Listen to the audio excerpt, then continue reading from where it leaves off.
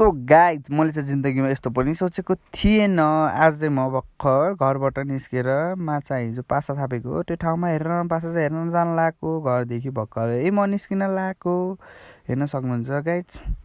घरदेखि निस्केर टक्क लाएर हिजो पासामा माछा पर्ला कि नपर्ला भनेर म चाहिँ डुक्री डुक्रेर गइरहेको घरदेखि एक्लै हेर्न सक्नुहुन्छ। अब म चाहिँ बाटोमा हिँड्दै गर्दा यस्तो करम यस्तो अब नजिकै छ हेर्न सक्नुहुन्छ गाइज। अब म चाहिँ पुग्न लागिसकेको छु। हाम्रो घरको चाहिँ मुनि छ हेर्न सक्नुहुन्छ। यो चाहिँ मैले फिसिङ तान्ने लट्ठी हो अनि यस्तो यही खोलामा हो माछा मैले निकाल्ने यही खोलामा हो है गाइज। हेर्न सक्नुहुन्छ। अब म चाहिँ खोलामा पुगिसकेको छु।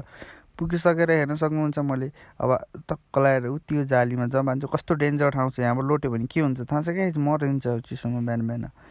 हेर्न सक्नुहुन्छ त्यो ठाउँमा म गएको। अब हेर्नुहोस् है त्यो ठाउँमा मैले हिजो जाली थापेको थिएँ, आज पर्छ कि नै हेर्नुहोस् है। हेर्नुहोस्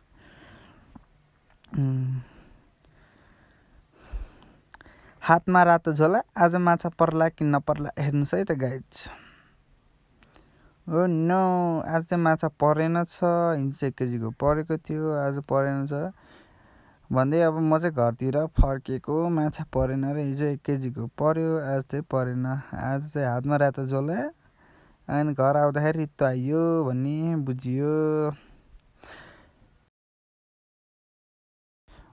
बुझियो होइन guys. Thank you for my video full watching guys.